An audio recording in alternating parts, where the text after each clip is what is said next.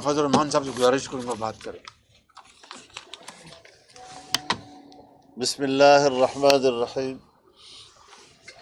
नहमदुहु व नुसल्ली अला रसूलिहिल करीम। जनाब मियाँ शहबाज शरीफ साहब ने जिन ख्यालात का इजहार किया है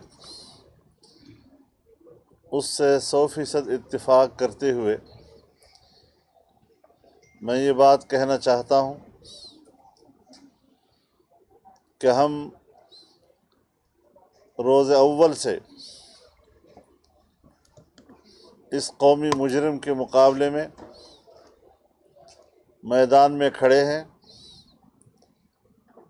हक़ का अलम लहराते हुए आगे बढ़े हैं और आज वो मंजिल आन पहुंची है जब इस तरह के नाअहल, नाजायज़ और नाअहल हुक्मरान कफ़र किरदार तक पहुँचेंगे और शिकस्त से दो चार होकर जिस ज़िल्लत और रुसवाई के साथ वो अपने घर जाएंगे, तारीख़ के सफ़हात पर ये अल्फाज भी रक़म होंगे।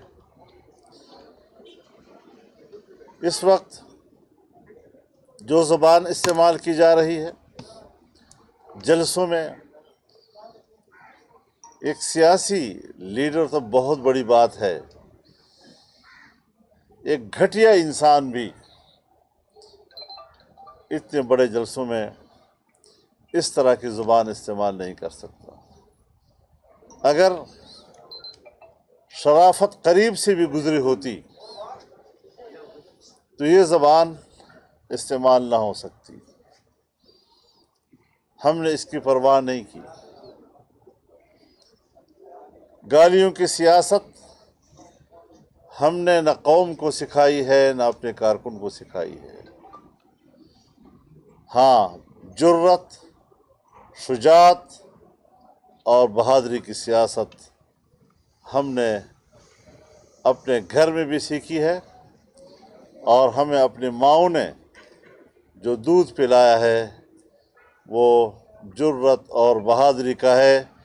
इस तरह के नाजायज़ लोगों के सामने झुकने का दर्द हमें नहीं दिया है। कभी ख़ुद अपने मेंबरान से कहता है कि आपकी मर्ज़ी है, जहाँ वोट देना चाहें, लेकिन आज जब उसके अपने ही अरकान उनके ख़िलाफ़ वोट जाने की तरफ जा रहे हैं तो उनको गालियाँ दे रहा है।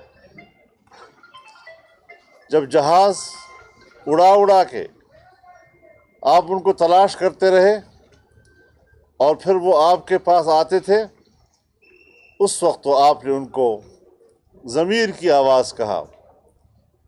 आज कभी आप उन लोगों के लिए गधे, कभी खच्चर के अल्फाज इस्तेमाल करते हैं। मेरे ख़्याल में ये जितने अल्फाज उसके अपने मुंह से सादर हो रहे हैं, ये सारे अल्फाज उन्हीं पे सादर हो रहे हैं। इंशाअल्लाह अब हम ये जंग जीत चुके हैं और जो कुछ थोड़ा सा वक्त अरसा बाकी है उसको भी बड़ी कामयाबी के साथ इंशाअल्लाह हम अंजाम तक पहुंचाएंगे और इनको घर चलता करेंगे। अल्लाह हमारा हामी व नासिर हो। अब मैं गुजारिश करूँगा चेयरमैन बिलावल भुट्टो साहब से।